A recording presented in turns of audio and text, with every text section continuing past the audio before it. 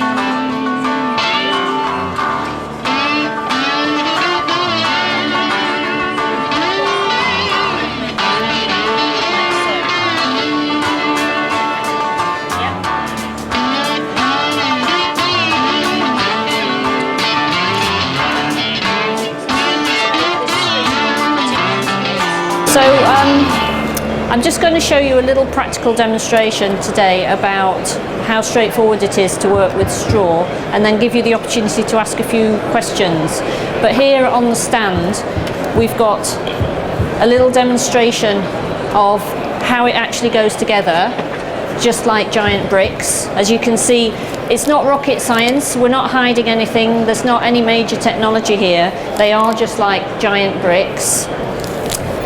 We use coppiced hazel, very simple, cut from the forest, been used since the Stone Age, so we're pretty sure it works.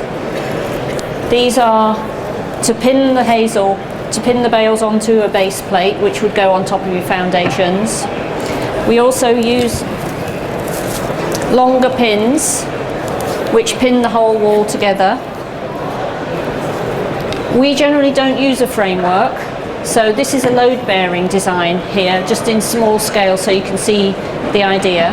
Windows and doors are fixed to fixing posts which attach to the base plate and go through holes in the top plate, which is either a floor or it's for your roof.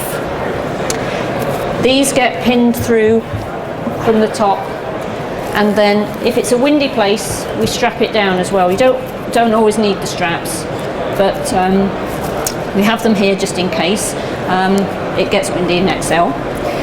And often what we have to do with the straw is we have to customize it, we call it, make it into different shapes and sizes.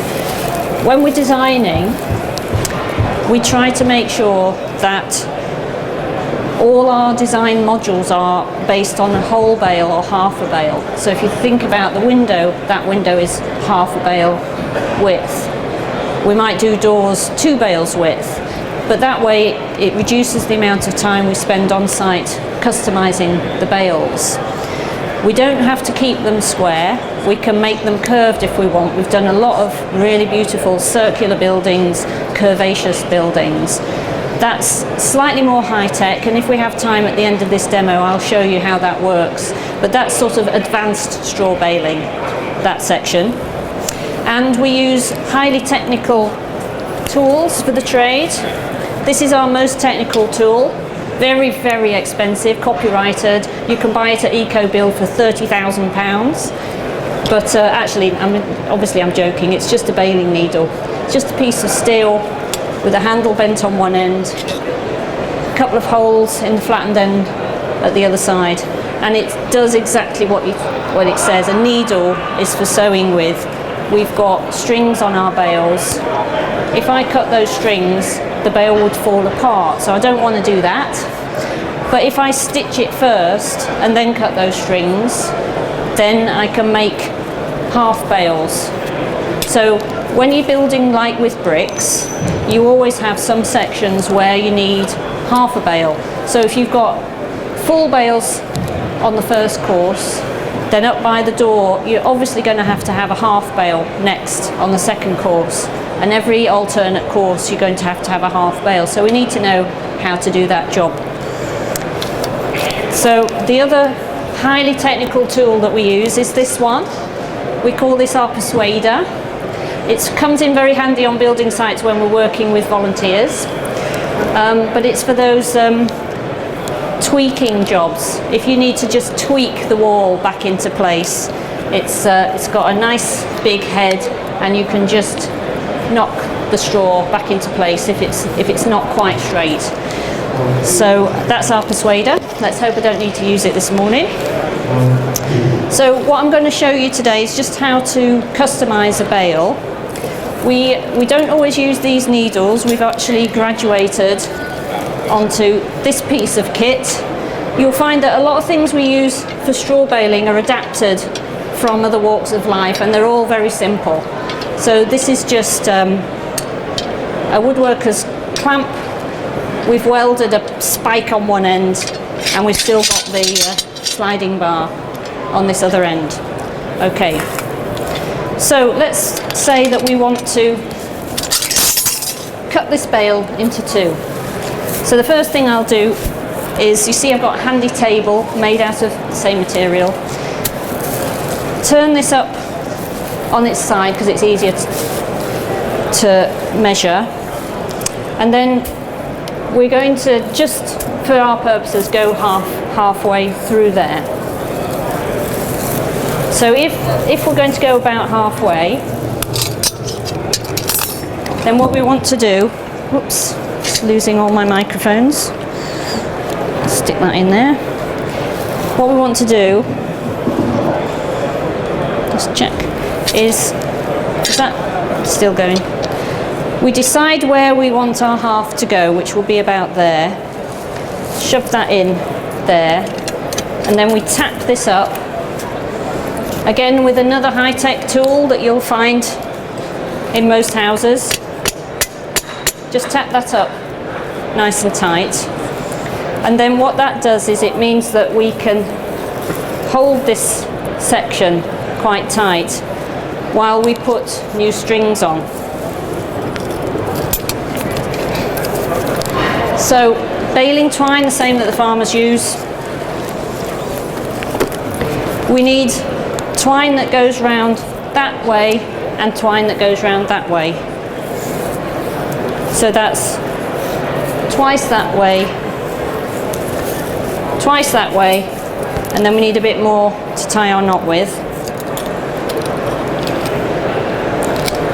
Okay, now we're going to have 4 of those because we've got 1, 2, 3, 4 strings, or we will have when we're finished. You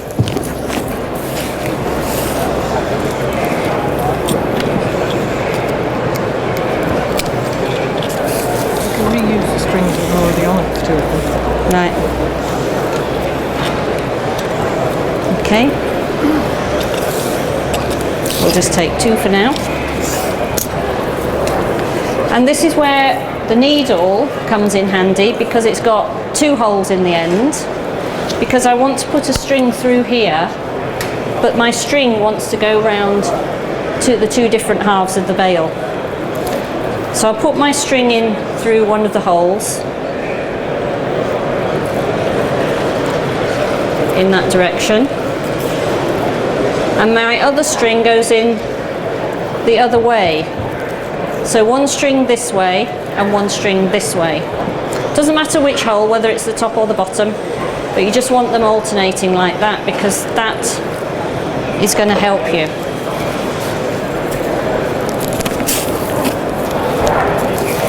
So now we're going to work on this bale. Now, would somebody like to give me a hand here? Anybody? Yes? This gentleman here? Now, all I need you to do at the moment is to hang on to the bale so that it doesn't push over when I put my needle through. Now, just stand to one side as well because I don't want to do body piercing at the same time. That's extra.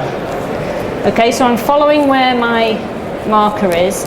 I'm putting my needle in where the string is, and I'm going to try and go straight through the bale at 90 degrees and come out about where the string is on the other side. Oops, I'm a bit low there, so I'll try again.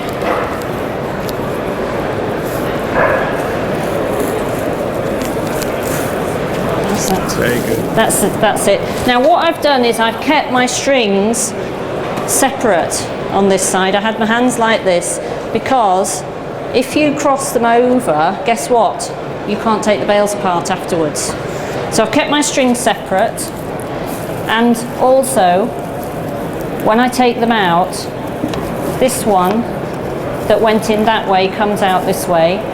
The one that went in that way comes out this way. They should match. I'll take my needle out for safety. And we do a complicated, well, it's not complicated actually, it's a trucker's knot. So we just put a loop on one end. If someone would like to have a go at this, I'm very happy because we've got a few more to do. Somebody wants to practice on the other side. String through there. Pull it tight. Then measure about a hand span away and put another loop on there. Tie it up. Thanks.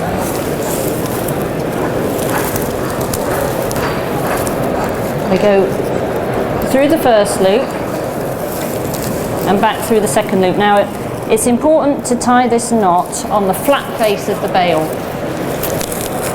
Otherwise you get into a mess with trying to tie it tight. Okay, and the beauty of this knot is you can use it like a ratchet and pull it nice and tight. So what you're after is to make sure that the string you're putting on is at least as tight as the string that's already on there. Now I've actually managed to get it a bit tighter. So what that means is that these bales could have been a little bit denser when they came off the baling machine. So we'll just pinch that there, tie it round, and tie it off. Now you can use any sort of straw for building with. We generally use winter wheat because it's most plentiful and it's strong. But you can use oats or barley. Barley tends to be a bit more expensive and you'll get more compression on it. But when I was in the States, when I first learnt straw bale building, we used straw that was made from rice, and that was the best straw actually I've ever worked with. Very, very dense. So now we want to turn this up the other way.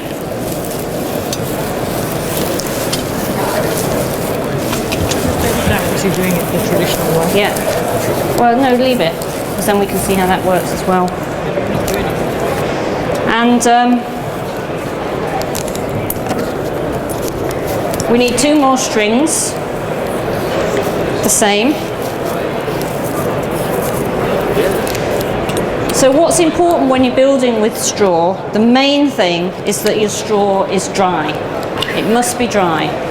When you take it off the field, it should be dry. It should be turned in the field when it's dry, loaded up onto the tractor when it's dry, stored in the barn dry, brought to site dry, kept dry on site, kept dry all the way through when you're building. And then you build with a good hat and a good pair of boots. So an overhang on the roof of about 500 mil and lifted up off the floor again by about the same.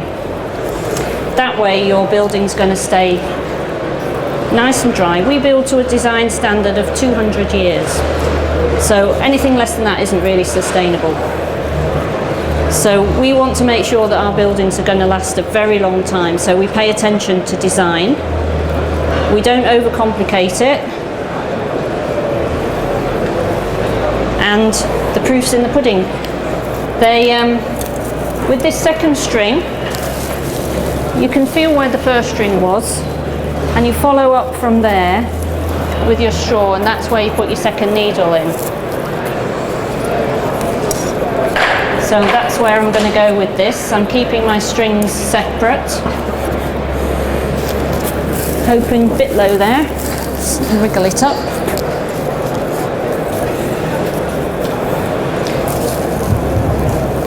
And it should work, yes. Ray, would you like to do the honours on that one again?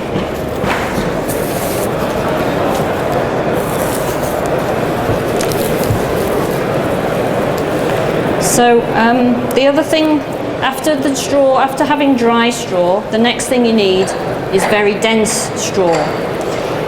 So some of these bales here are not the best. We can't always get the best quality. But generally we buy our straw from straw wholesalers, so people with modern baling machines that can really pack the straw in. So normally we would expect to get about 1/3 more straw into our bales than you would if the bales were going to be sold for horse bedding or something like that. Do you have to specify that? Yep, we do. We ask for that in particular. But if you go to a wholesaler who makes straw for transport, so if the straw is anyway going to be moved somewhere else in the country, generally you'll get very, very dense bales that way, because they want to get the maximum weight on a lorry that they can, which means the most straw into a bale as you can. So density is really important. We've worked on hundreds of straw bale houses now with no frameworks. We call it the load bearing method, the traditional method, and we know that we can get 10 millimetres of compression on each of our bales, and we can't get more than that however much we try. So we compress them to their maximum, and then they won't go any further. So we can build 2 or 3 story houses without a framework because we make them compress to where we know they'll go. It's like, think about a sheet of photocopy paper. If you unwrap it and put it on the floor and stand on it, it compresses a little bit, doesn't it? And then if you get 6 of your friends to stand on that sheet of photocopy paper with you, it actually doesn't compress anymore, really, does it? And it's the same with straw. It gets to a point where you've compressed it so much that it's not going to go any further. And that's what we do with our houses. If you have a look at that wall behind us, which is not load bearing, it's infill, but we've simulated it to be load bearing. Can you see the car jacks on the top? So we've simulated roof loading on it. Now, normally our buildings would have corners, which makes them very strong. That doesn't have corners, so there is a little bit of movement in it, but go and try and move that wall. That gives you an idea of how strong they get when you put them under compression. So let's just see how successful we've been with this bale. We'll cut the strings, take those original strings off. We can. Take that one off. Yeah. Okay, so Ray, do you want to grab that side? Let's see how we've done. There we go. That was dead easy. Oh. And a nice, neat end, which is what we want. So that's the other thing about building with straw. It's very, very well insulating. A plastered straw wall with lime plaster, 30 mil of lime plaster either side, gives you a U value of 0.11. But you have to pay attention to the quality of building. So in the early days, the bales were just all shoved together without too much thought, just to do it as fast as possible. What we do now is we make sure that the top of the bale is as flat as possible before we put it against the next one. So if you have a look at the difference between this unprepared bale and this one that we've just cut, that's what we want. If we start off with this, because a lot of bales do look like this when you first get them, you have to actually flatten them out a bit. Move the straw to the corners so that what you're getting is the maximum surface area of that bale going against that bale. that way we get really excellent insulation. Thank you very much. Has anyone got any questions? I understand that the bales can only compress so far, because they're 10 mils. What stops them going sideways when you compress? Somebody's just asking, she can understand about the bales compressing and stopping, but why don't they just go sideways? If you think, first of all, think about the straw as little chips of wood, because it's the same sort of stuff as wood. It's made, the chemical composition is the same. You've got a lot of straws all lying on top of each other in the bale, and when you compress it, they all snuggle down against each other to a point where they won't go further. And so when you put weight on it, those chips, they can't just spread out because of the friction and because of the weight that's coming down above. So you don't get, when we compress this, it doesn't get longer, it just gets shorter. Yeah? Do you pre-compress the bales? We don't pre-compress the individual bales, but we do generally now pre-compress the walls before we put the next floor on. So we use these lorry straps here to ratchet them down. These in themselves aren't strong enough to get the most compression that you need.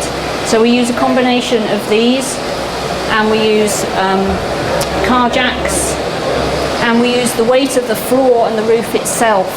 So when we built the council houses in Lincoln, we used the floor itself as the compressive weight. So we had the floor ready, held up out of place, out of about 10 mil, about 100 mil higher than its finished position. We built the walls up, and then we dropped the floor down. So that was about 10 tons of floor that we've dropped down onto the walls, and it compressed really nicely. And then what we did was we got ton sacks of sand and we put them on each corner of the building, and that the whole thing compressed in about 10 minutes. It just went just exactly where we wanted it to. It was a dream. The builders couldn't believe it, because they've been quite cynical, I have to say, just, you know, not quite thinking this was going to work, because when you're building the walls, they're quite flexible, and it's not till you put the compression on that you see a dramatic difference between an uncompressed wall and a compressed wall. So, I mean, you can see there's quite a bit of flexibility in that, but there's no weight on it either. But this is much more solid. Obviously, it's just a demo, so it's not as solid as a real house would be. That wall's even more solid. So you just have to, if you think about it, it gets stronger and stronger the more weight you put on it. Yeah. So you building the house yourself with steel, so it's kind of supposed to have a winter in there. Yes. How have they found it? They love it. They really love it. There's been a problem with the wood burning stove, which isn't anything to do with the straw, so they haven't been able to use it so much. But it's still, they haven't needed it either very much. So that's been, yeah, that's been a real testament to how thermally efficient they are. Yeah. Thanks. Okay, thank you, folks. Use any diagonal bracing at all? What are you using for that? No, we don't do any diagonal bracing. You can't test straw bales by using masonry tests, and they've done racking tests on straw bales using the same test that you use for masonry, so obviously it's not going to work. You'd never build a wall that's just 3 meters long in any real situation. But we are going to be doing racking tests next Monday with Bath University. They're bringing all their kit up to our workshop, and we're going to do some racking tests, because I know from practice that houses with corners do withstand racking forces, but I can't prove it. It's like, I know a lot of this works, but I can't prove it because we have no money behind us to promote this as a product. It's not a product, it's something that everybody can do, and that's why it's not taking off in the way that other things do, because we're selling an idea, we're selling a service, we're selling something that works, but we can't take it through the... Relying on the render, are you, I suppose, for... No, we don't rely on the render for strength. The render definitely gives it strength, but it doesn't need it. So be careful when you read the American stuff, because they're really going down that you need render. You don't need render, but it does make it stronger, and it's certainly, you need it for weatherproofing. Great, thanks folks. There's all sorts of bits of information here if you want to take a leaflet, buy a book, take a card, look at our website. Please keep in touch.